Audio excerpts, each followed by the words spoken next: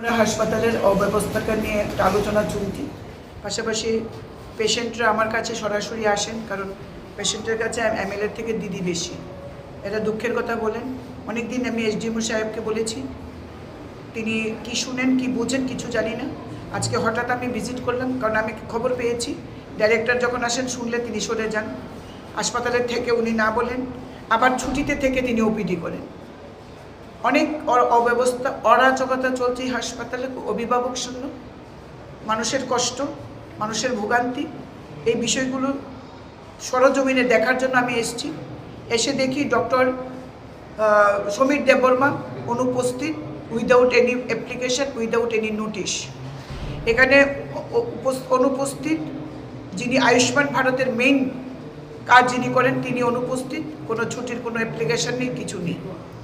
এরকমভাবে প্রত্যেকটি ব্যাপারে আমি এসডিএমওকে প্রশ্ন করায় তিনি কোনো সদুত্তর দিতে পারেননি, এবং তিনি নিজেও আউটডোরে পেশেন্ট দেখার জন্য ব্যস্ত হয়ে থাকেন, অ্যাডমিনিস্ট্রেশন দেখেন না, এবং বেশিরভাগ পেশেন্ট তিনি তার ব্যক্তিগত কোয়ার্টারে, মানে সরকারি কোয়ার্টারে বা ব্যক্তিগত কোনো স্থানে তিনি দেখেন।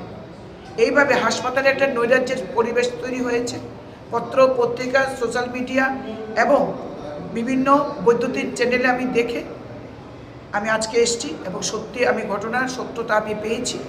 পুরো বিষয়টা যারা যারা আজকে অনুপস্থিত, বিশেষ করে একজন এলডিসি যিনি আগরতলা থেকে আসেন, শামসিনা, প্রশান্ত সিনহা বা শামসিনা, এদের বিরুদ্ধে আজকে আমি বলেছি শোকজ করতে।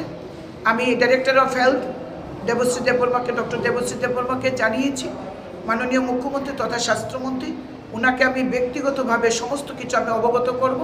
তেলিয়ামুড়া হাসপাতালের এই দৈন্য দশা এবং তেলিয়ামুড়া হাসপাতালের এই অরাজকতা, এটা আমি বন্ধ করবই।